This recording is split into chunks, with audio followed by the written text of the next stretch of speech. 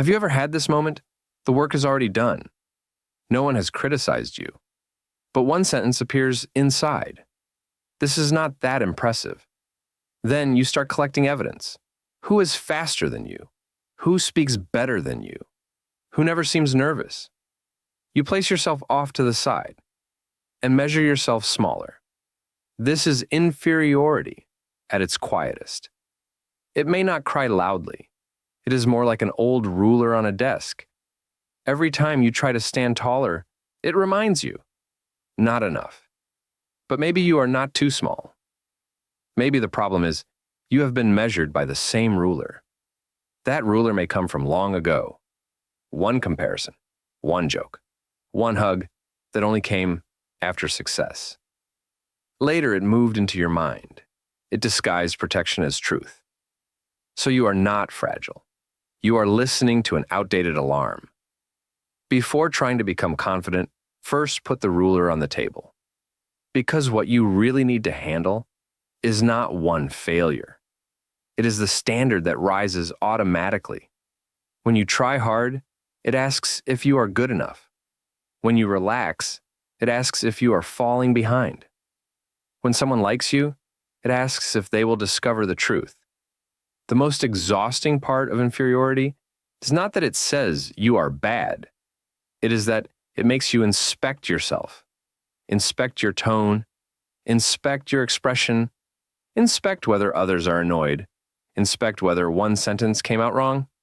From the outside, you only look quiet. Inside, it is like a spreadsheet. Every box is subtracting points. But this spreadsheet has never asked you, how much have you carried today? Why must you be perfect? What are you afraid of losing? So, we will not rush to argue with it. First, we watch how it works. Inferiority is not a conclusion. It is a measuring process. A process can be seen. Once it is seen, it no longer controls everything. Many people's rulers were not made by themselves. They may come from childhood. You brought home a 90, and someone asked where the other 10 went. You gathered courage to show affection, and someone laughed that you were too sensitive. You were simply slower, but it was called not being smart enough. Seen alone, these words may look small, but when small things repeat, they become the air. You no longer need others to compare you. You finish the comparison yourself. You no longer need others to reject you. You reject yourself in advance. That is the old ruler's real power. It does not stand across from you. It learns to speak in your voice. So you may mistake it for being clear-headed, for being realistic, for knowing your place. But many times, it is only an echo from an old environment. It once helped you get scolded less, make fewer mistakes, be noticed less, and be shamed less. It did protect you. But protection is not the same as truth. Rules that helped in childhood can become cages in adulthood. You left that room a long time ago, but the ruler is still on the desk. The brain is very good at saving energy. It does not judge from scratch every time. It turns pain into shortcuts. If mistakes once got you laughed at, it says early, do not try. If joy once led to disappointment, it says early, do not expect. If comparison once hurt deeply, it says early, make yourself smaller first. This sounds cruel, but to the brain, it is called predicting danger. Inferiority can act like a guard. It stands at the door. It treats opportunity as risk. It treats closeness as exposure. It treats being liked as an exam. So you tense up when good things happen. You feel awkward when people praise you. You look for an exit when opportunity appears, not because you do not want it, but because your body asks first, what if I fail? What if they find out I am not enough? What if I step forward and no one catches me? This is the second layer of inferiority. On the surface, it judges you. Deep down, it avoids pain. When you only blame yourself for lacking confidence, you miss the real entrance. The entrance is not becoming stronger. The entrance is understanding the alarm. The most common disguise of inferiority is called, I am just being realistic. You want to apply for an opportunity. It says, do not embarrass yourself. You want to publish your work. It says, wait a little longer. You want to state a need. It says, do not trouble anyone. You want to admit you did well. It says, do not take yourself so seriously so you look humble. But really you are retreating. You make your wishes smaller.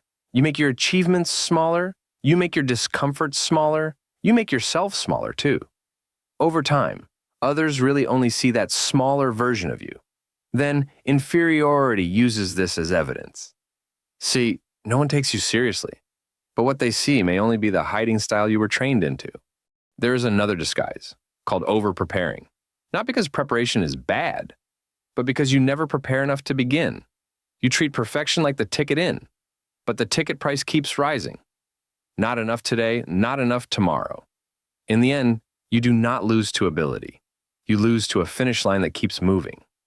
Now, the ruler changes. It starts deciding whether you get to live. The cost of inferiority is often not one huge failure. It is many things that never happened. Messages never sent. Chances never asked for. Boundaries never spoken. Small wins never celebrated. You may not have fallen, but you also did not really walk out. You build safety on not being noticed. But when a person goes unseen for too long, they slowly forget they also need to be seen.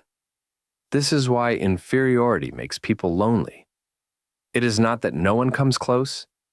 It is that before anyone reaches you, you move yourself one step back. You fear rejection, so you reject yourself first. You fear being disliked, so you hide your needs first. You fear others seeing you as ordinary, so you do not let them see you trying. This is not being dramatic. It is the exhaustion of long-term defense. If by now something in you feels sore, do not rush to fix it. You can first admit, maybe I am not lazy. Maybe I am not useless. Maybe I have not felt safe enough to step forward. Now, try a very small exercise. Take a piece of paper. On the left, write facts. On the right, write stories. Facts are what someone actually said. Stories are what your mind added. Fact, you submitted the work. Story, everyone must think it is terrible. Fact, they have not replied for hours.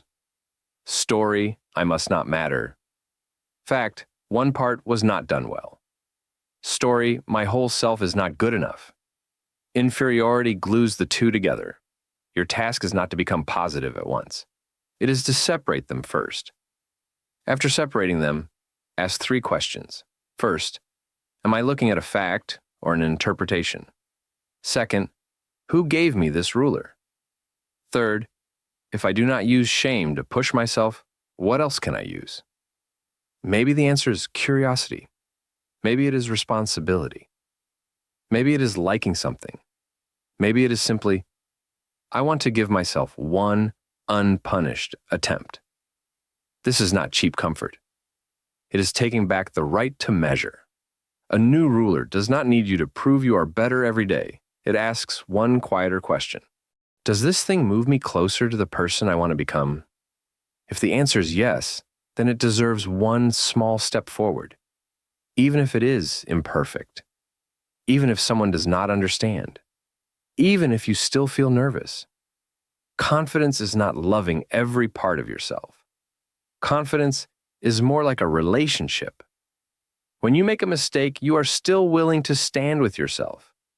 When you are afraid, you're still willing to continue slowly. When you are compared, you can still remember, others have their paths. I also have my life. This may sound ordinary, but for someone used to inferiority, this is already a big change, because you no longer hand yourself to the old ruler. You begin using your own direction to measure a day again. Finally, we return to that desk. The ruler is still there. It has not been smashed. No need to smash it, because you do not have to fight the past in order to begin a new life. You simply see it. You know where it came from. You know when it tends to rise. And before it speaks, you gently place it back on the desk. You can keep doing things. Keep learning. Keep making mistakes. Keep being seen. You do not need to become perfect first before you allow yourself to stand upright. Maybe today, you do one very small thing. Take the sentence, "not enough," and change it into, "I am learning." This is not the finish line, but it is the beginning of a new measure.